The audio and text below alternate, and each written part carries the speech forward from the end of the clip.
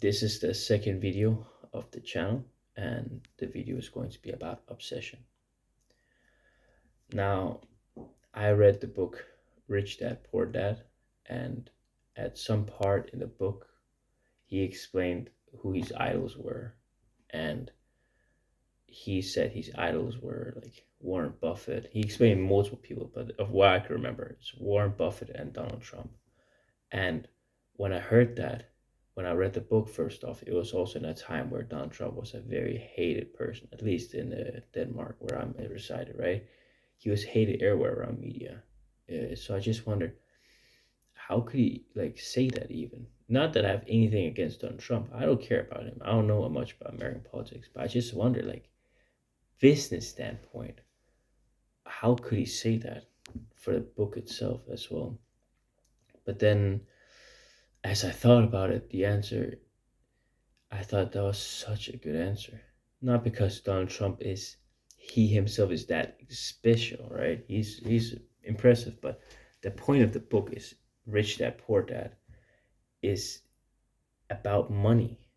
And Donald Trump is a rich and wealthy man, and he knows about businesses here and there. I at least expect so because he's rich. But so Warren Buffett also knows.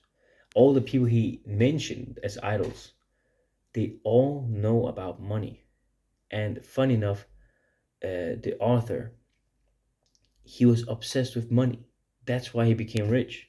He really wanted to know about money. He really wanted to think about money the whole time. And everyone he's surrounding himself with, everyone he's idolizing, looking up to, it's all relevant with money his whole life. So of course he's gonna become rich. So I reflected upon myself. Where am I directed towards? Do I idolize? And I idolize my father, who is one. I have to. He's my father, but he's a great man who got us all to Denmark and live a very good life.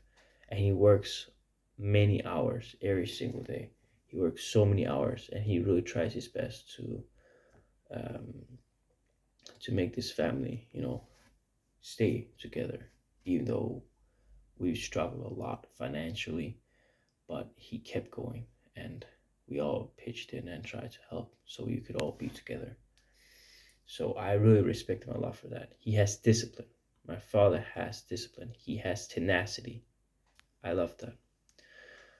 Then, if I have any other idols than my father, anyone outside of my family, the closest person that I would even consider an idol would be David Goggins. I respect David Goggins a lot because he's incredibly disciplined as well. He's obsessed with being disciplined, with being himself, just putting himself, pushing himself to the limit and learning from the pain that he's going through. So those are the two people that I idolize. It's discipline. Now, money is a very specific thing, and it's real. Like, money exists in the world. Maybe you could argue that money is fake. I think so as well in my mind, right? But everyone has the exact same concept of it. You can buy, sell things. It's a thing you use to trade things, right? That's what money is. It exists in the world. Discipline is a concept, and everyone can talk about it, what their understanding of discipline is, but everyone has some similar understanding that discipline is to do things regardless if you love it or not, to do things as if you love it, right? That is obsession, at least. Discipline is just to do it regardless if you love it or not. That's what I believe, at least. And these two people are able to do that. And I also am striving to do it like that. So when I was thinking about how my obsession is supposed to guide me through my goals in life, which my obsession is discipline, how is that supposed to make me rich? And as many people can imagine, well, you need discipline to become rich because you need to work hard and so on. That is true. But if money itself is not the goal, the true final goal, but discipline, then it can feel meaningless and it could feel like you could do and get more discipline if you did other things. Does that make sense? It's easy to stray from other goals when your singular goal is so vague. Then I thought, how could I change this? If I can use discipline, that is, I believe, my strongest gift I have to provide, my strongest obsession. Maybe I can turn discipline and make my disciplined mind obsessed with money. And then when I am obsessed with money, I gaslight myself to be obsessed with money. Then I can go ahead and be on the same road as all those other really rich people who do the same thing because they're all obsessed with money. They think about it all the time. And once I've reached a certain goal of financial satisfaction, then I can go back to my original nature, which is being obsessed with discipline. And I keep growing that one. And then finally, when I find a new goal, I can pull it all together again and then shoot after the new goal, whatever else I need to be obsessed with.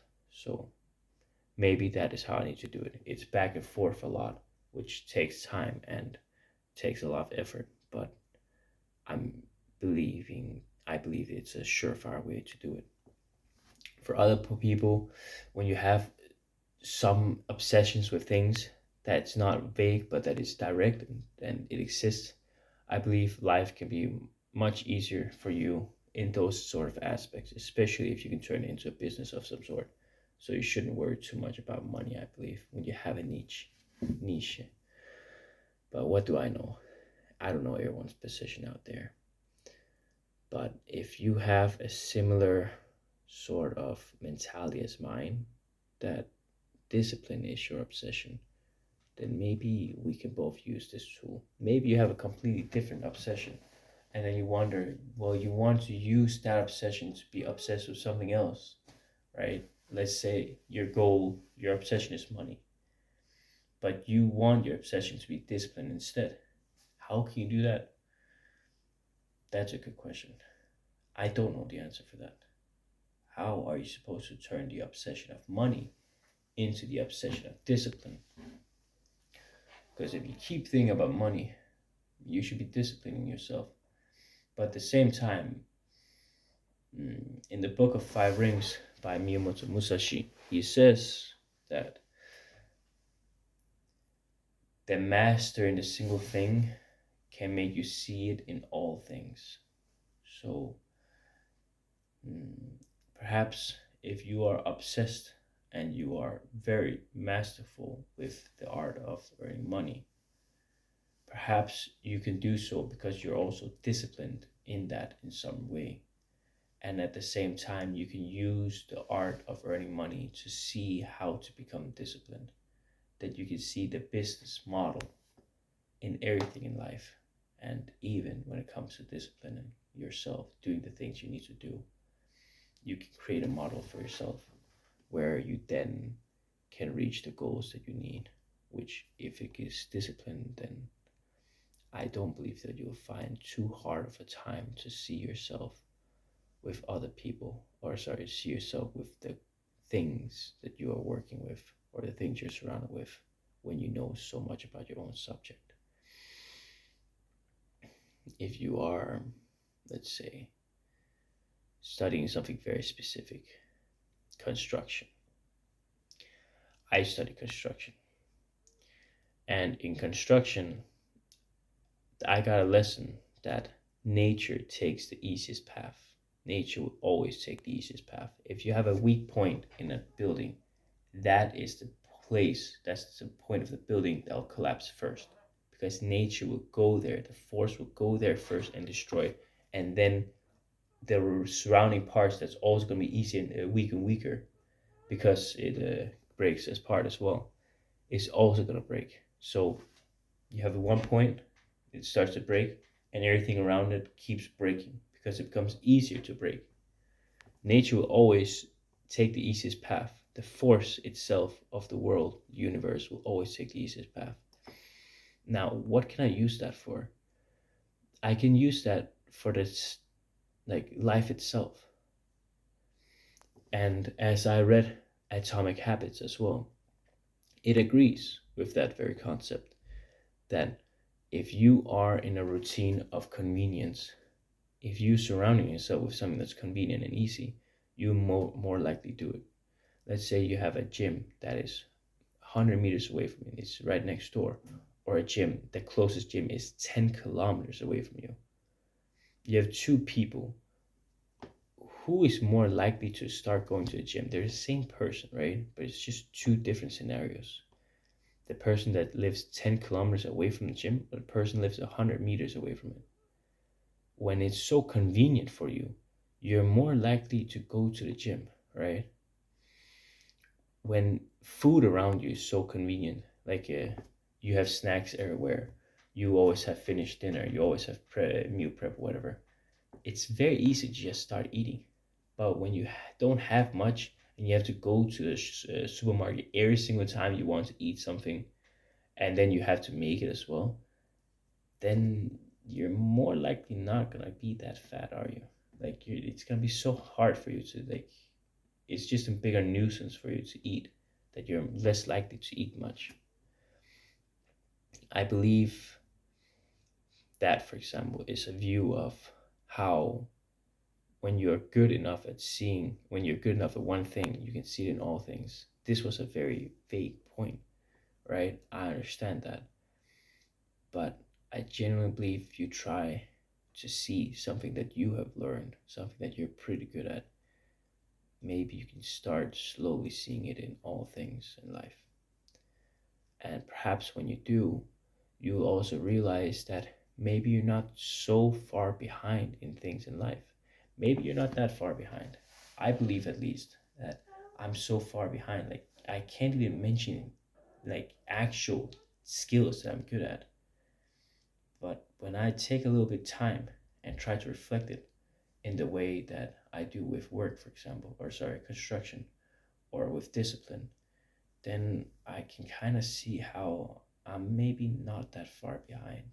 Maybe I can convert what I know to something that's completely different, but there must be some connection. So, yeah, that is my conclusion with this video about obsession. And perhaps when you have one, perhaps that you already have one, it will lead you to the goals that you need. So, thanks for watching.